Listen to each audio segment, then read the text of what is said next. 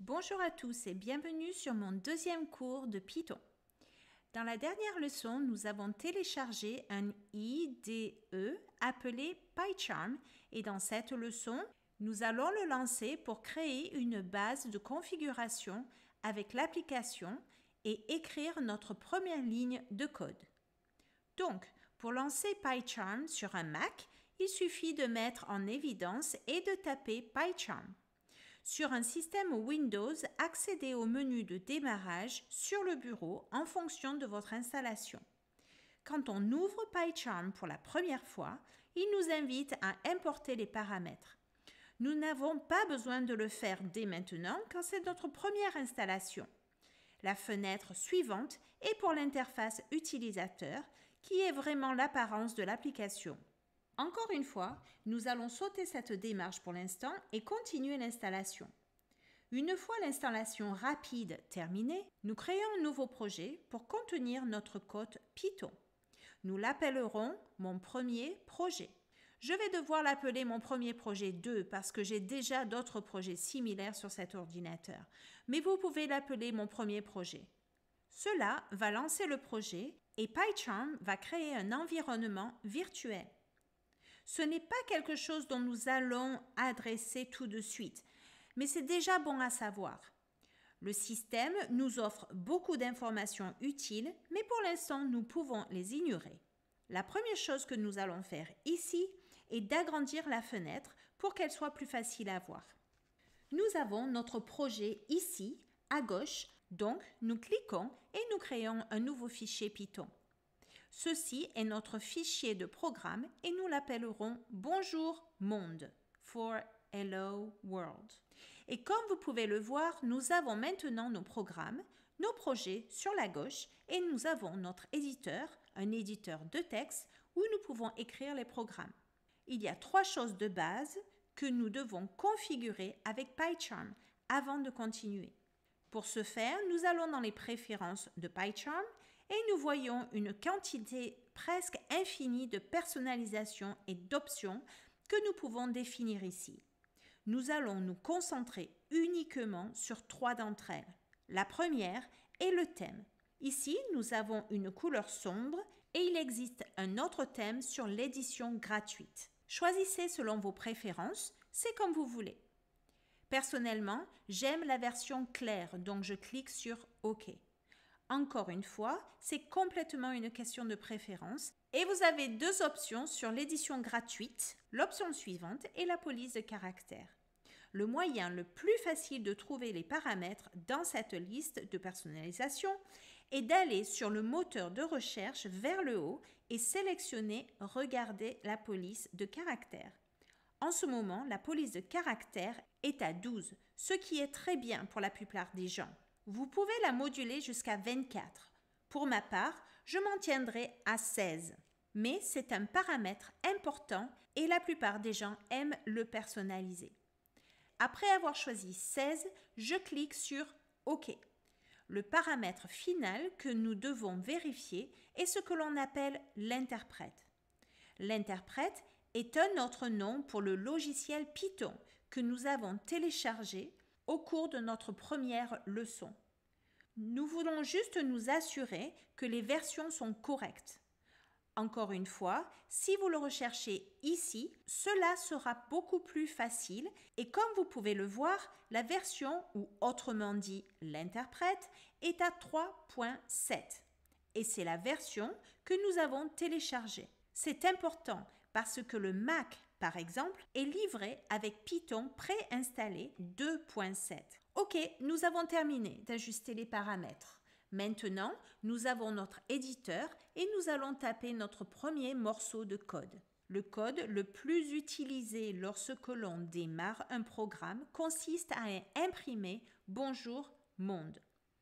Alors faisons cela et c'est tout. Nous allons cliquer sur le bouton droit sur cet espace et exécuter « Bonjour monde » au-dessous. Les résultats de notre programme sont ici et comme vous pouvez le voir, il a imprimé « Bonjour monde ». Il n'y a pas eu d'erreur. Nous avons ici accès au fichier. Lorsque vous écrivez un programme avec Python, le programme crée une extension PY. Donc, ce que vous avez fait ici est essentiellement de créer un fichier appelé helloworld.py, bonjourmonde.py. Vous pouvez même exécuter une commande différente si vous mettez Python en premier. Encore une fois, ce n'est pas vraiment nécessaire de savoir tout cela maintenant, mais cela est un aperçu pour le moment. Dans PyCharm, nous avons 3 sections où nous allons travailler. Donc à gauche, nous avons une liste de projets. En ce moment, nous n'en avons qu'un seul, c'est-à-dire mon premier projet à droite appelé éditeur. C'est là où nous allons écrire, où nous vérifierons les codes de PyCharm. Nous devons être sûrs que nous sommes conformes à Python. D'ailleurs, nous allons essayer de mettre cela à exécution en utilisant des mathématiques de base. X est égal à 4 et Y est égal à 3. Puis, nous imprimons à nouveau sur la console X par Y. Donc, tout ce que nous faisons ici est de créer 2 variables. X est égal à 4 et Y est égal à 3. Puis, nous les multiplions et imprimons les résultats. Et voilà que nous obtenons 12. C'est un calcul très basique, mais il nous montre le concept des valeurs dans les variables pour calculer à partir de cela. Le dernier exemple que je vais vous montrer est la saisie d'un utilisateur et la fiche. C'est une procédure très courante en programmation. Vous demandez à l'utilisateur d'entrer son nom ou son âge, ou son numéro de sécurité sociale par exemple. Puis, vous obtenez ces données et vous le traitez comme vous le souhaitez. Dans un exemple très simple, nous allons créer une variable utilisateur appelée entrée utilisateur et nous dirons que c'est égal à l'entrée. L'entrée est la fonction Python. Vous n'avez pas besoin de comprendre tout cela maintenant, mais c'est une fonction qui capture les données de l'utilisateur et nous pouvons utiliser cette variable plus tard. L'exemple ici serait « Quel est votre nom ?» Puis, lorsque l'utilisateur entre la réponse, nous pouvons imprimer sur la console. Donc, très simplement, demandez à l'utilisateur d'imprimer son nom. Imprimer sa réponse, puis exécuter cela. Nous pouvons cliquer ici à droite où se trouvent les petites flèches vertes pour exécuter les programmes. Vous pouvez toujours cliquer avec le bouton droit sur l'éditeur pour l'exécuter. C'est selon votre choix et vos préférences. Le programme s'arrêtera lorsqu'il atteindra l'instruction d'entrée, c'est-à-dire ici, et il demandera son nom à l'utilisateur. Il s'agit donc de demander à l'utilisateur quel est son nom. Mon nom est Paul. Et comme vous pouvez le voir, la deuxième ligne, ligne 4, imprime la variable Paul. On peut écrire un exemple plus intéressant en tapant « Bonjour » en premier. Maintenant, nous devons prendre en compte cela. Nous devons utiliser un signe en plus pour ajouter la chaîne « Bonjour ». C'est juste ce que nous devons taper à l'entrée de l'utilisateur variable pour les mettre ensemble et nous devons obtenir le mot « Bonjour » et tout ce qui sera inscrit par l'utilisateur. Alors, exécutons-le pour voir ce qui se passe. Encore une fois, on demande à l'utilisateur quel est son nom. Je vais donc taper mon nom ici.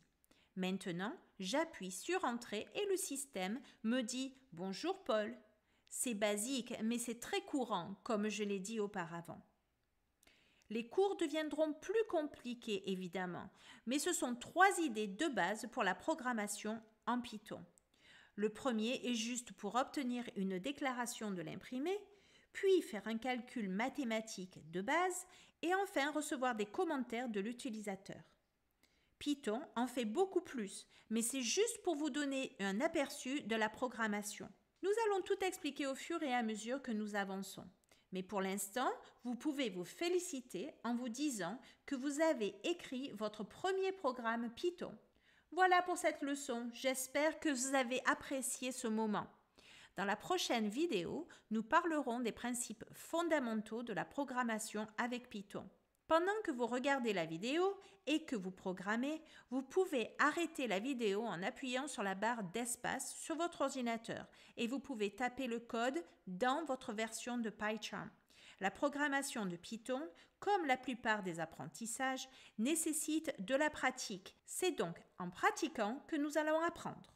À très bientôt et n'oubliez pas de vous abonner à ma chaîne. Merci.